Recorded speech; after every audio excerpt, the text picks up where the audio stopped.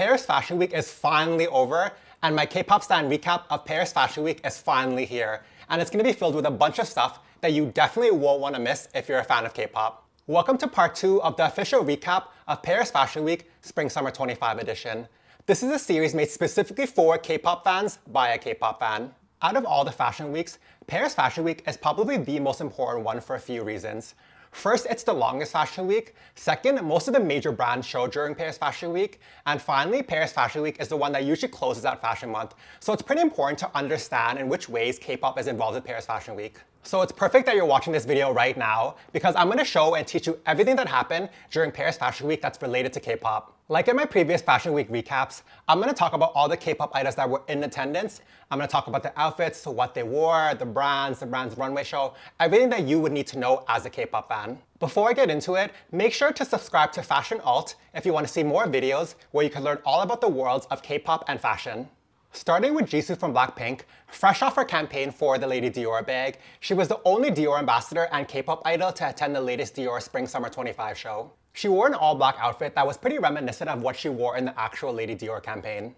To the runway show, Jisoo wore this top where the collar was hanging off her shoulders, and then the shoulder strap was this kind of punkish strap and buckle thing that I feel like has become one of the core elements of Maria Grazia's Dior, which is the creative director of Dior, by the way. She also wore this kind of fringe skirted belt thing that was actually pretty fun because it gave her outfit a lot of movement whenever she walked. And of course, she's carrying a Lady Dior bag. I feel like whenever Jisoo attends a Dior show, she's like always carrying a Lady Dior. And then she wore these boots with these kind of sporty side stripes going down the side of the boots, which is one of the details from the latest Spring-Summer 25 Dior show. The show was kind of inspired by these like sports and Olympics kind of vibe. Overall, I think her look was fun. I feel like it matched the aesthetics of the show very well. And I always love to see Jisoo at these Dior shows because the way you can tell that Dior loves Jisoo, you guys, like, I think that out of actually all the Blackpink members, that Jisoo is probably the brand ambassador that's the most integrated with their brand. I feel like one, she's always, like she's in campaigns with them, like the Lady Dior campaign. She's always at their shows. And I always feel like she's always doing some kind of like beauty campaign with Dior as well. So you can definitely see that she's very much integrated with Dior. Like they do not want to let this girl go. And it's actually crazy that she manages to do so much with Dior because I feel like she's so busy. Like lately she's been doing so much with Aloe, and then she also signed with Self Portrait, and then she also recently signed with Tommy Hilfiger, and then she still finds the time to do these like Dior campaigns, then she goes to Dior shows. Like shout out to Jisoo one time. Rose of Blackpink has been on an unstoppable winning streak, which includes her latest appearance at the Saint Laurent show. And the way Rose is buddy-buddy with Anthony Vaccarello, the creative director of Saint Laurent, there was no way that her look wasn't going to be a perfect 10. Have you guys been listening to Appetite? The way I'm so obsessed, you guys, like I cannot stop listening to this song. Anyway, so what she wore to the show, like I was saying, her look was amazing. So she had this kind of sultry 70s glam vibe to her. So then she was wearing this kind of like itty bitty lace little mini dress thing, and then draped over her was this kind of like extravagant big fur jacket thing. Like she just looked so great, you guys. And this was the show where she kind of debuted her new curly hair. You guys, it was actually everything. And then she also wore these kind of sheer black stockings that really added to the whole like 70s old Hollywood glamour type of look.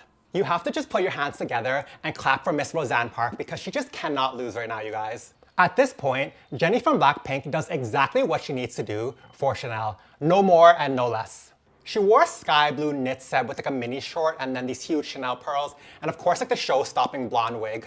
And even though I always talk a lot about Jennie and Chanel's relationship, I will admit that whoever styles her and pulls her looks for Chanel honestly does an incredible job, you guys. They always pick the pieces that are just right for Jennie. Like it's never too stuffy, but it's never too juvenile either. Like the pieces they picked are actually literally perfect for Jennie. For this specific Chanel show, I feel like it was very much like an in and out thing for Jennie. Like she wasn't doing too much press, she wasn't doing too much interviews, she did very minimal interviews actually.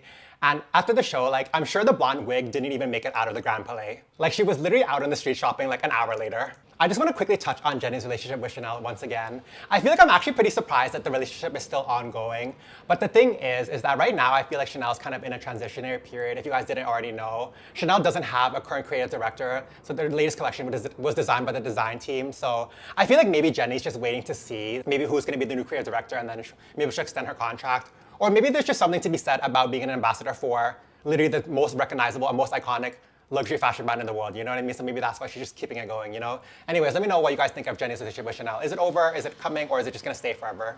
Brand new Louis Vuitton house ambassador, Lisa of Blackpink, just attended her first Louis Vuitton show as an official brand ambassador. But how did she do, you guys? I'm gonna show you what she wore, so get your thoughts ready for the comments, you guys. To the Louis Vuitton show, Lisa wore a mix of different leather pieces. So she wore a leather corset at top, leather mini skirt, and then an oversized leather trench. I feel like there was a lot of play in terms of proportion here. So if you look at the corset, it's like very skin tight. If you look at the mini skirt, it's very close to the skin as well. But then she has this oversized proportion of the jacket, right? Or the leather trench that she wore. She also had on a Louis Vuitton bag that was like loaded with different accessories and bag charms. The bag she's carrying is very, very much giving that she went to the Shop LSA store and just picked up a bunch of different charms out of the case line, you guys. Like, that's exactly what it's giving. Personally, I think her look was pretty interesting. I think it was great to see that she didn't just wear a runway look, like exactly off the runway, which is what happens a lot of the case when like idols attend the shows, like the idols will just get given like a runway look and they'll wear that exactly. But it feels like Lisa just wore like a different mishmash of things that she actually just like picked out herself, or like their stylist picked out. I feel like out of all Louis Vuitton's ambassadors, which there's a lot of like I've spoken about before, I feel like Lisa is one of the idols that's the most daring in terms of personal style or her style at Louis Vuitton. In the sense that I feel like this look, like I said, it didn't just feel like she just wore like an exact press look. It feels like it was just like a mishmash of different looks. Like some of them are press samples, some of them she just picked from the archives, and some of them she just literally went to the store and picked out, you know what I mean?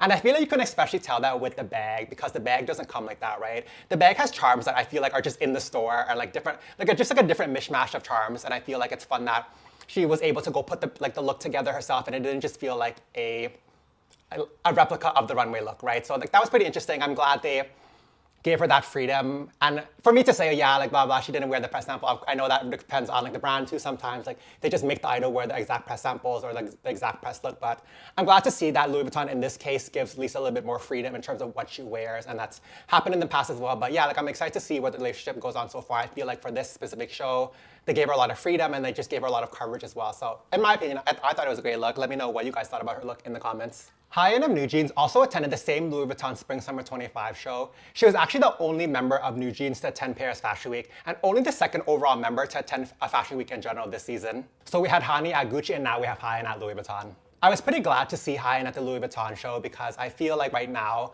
their agency is going through like a lot of public drama, so I was glad to see that. It didn't really faze her at all, and she still attended the show like business as usual. And while I was glad about her attendance, I was not so glad about her outfit. Hyein essentially wore an exact runway outfit, which now seems shady for me to say, especially after what I said about Lisa's outfit, but let's just get into the outfit. She wore a gray jumpsuit that was paired with this like oversized voluminous stole type of thing that was polka dotted, and then it had like these huge ruffles on the side that gave it a lot of volume. She did add a bag onto it and then wore different boots, so it wasn't the exact runway look. This look, I will say, was definitely more of a divisive one. Was it my personal favorite? I would say not really, but I'm glad. I like the direction they were trying to go with the look. I like to see that they were trying to be experimental, but I don't think it landed in a way where I would have hoped it would landed. But like I always say, you guys, I'd rather a look be like wild and like weird and like different than it just be boring. And it definitely was different, so it definitely wasn't boring. So I'll take it. We'll take it for what it was. Really and truly, I'll take that polka dot ruffled stole thing, because otherwise it would have just been so boring. It would have been a snooze.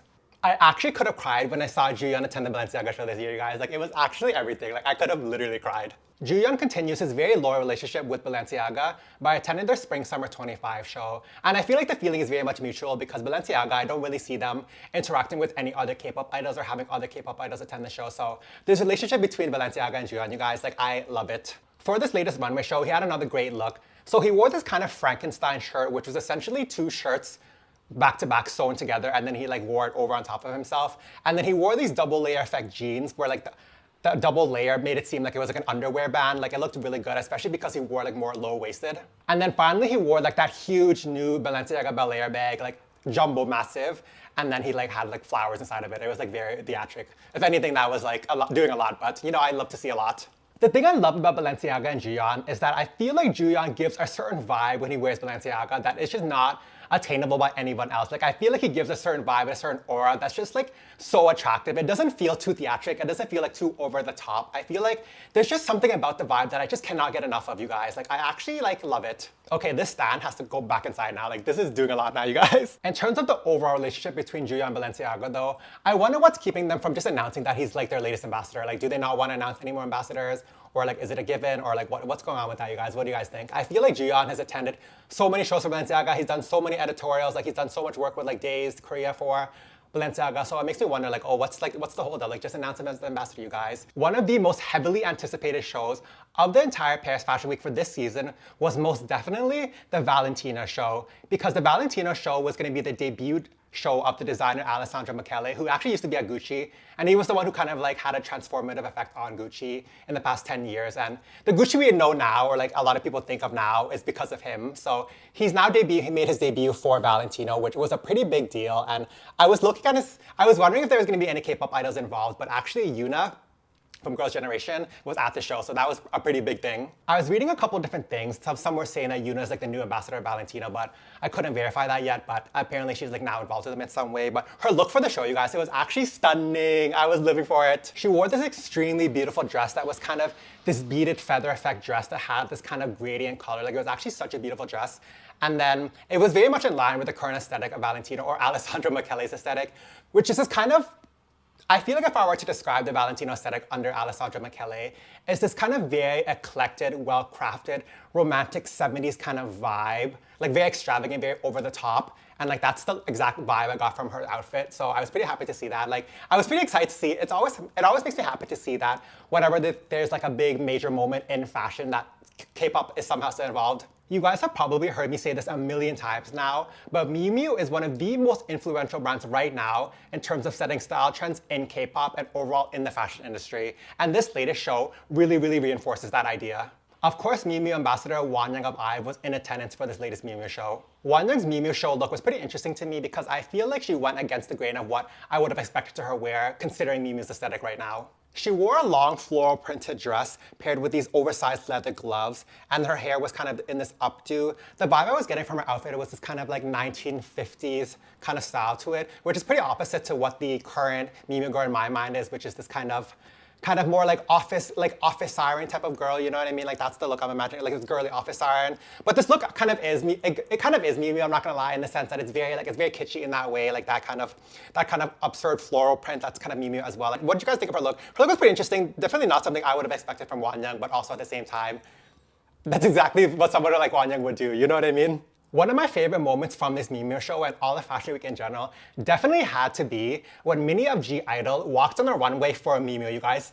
So major! And not only was seeing her on the runway so exciting, the look she had on the runway perfectly encapsulates the current Miu Miu girl, you guys. Like, her look couldn't have been any more Miu Miu. Just to give you guys a little bit more context before I get into Minnie's look that she walked on the runway for, I feel like this latest Miu Miu show was very much like a return to form in terms of all the house codes. They were really reinforcing all these ideas of what is Miu Miu, like what is Miu Miu known for, what has Miu Miu become. And I feel like I said, it really reflects on her look, and I'll walk you through her look right now. So on the top half, she's wearing what I consider to be like very current Miu Miu, which is this kind of like layered office look. So she's wearing a like kind of like knit sweater top, like a navy knit sweater top, like that kind of blue navy color is very, very Miu Miu to me right now. And underneath, she's layering it with like a kind of a button-up shirt, but it's done like very messily. It's very like disheveled Miu Miu girl.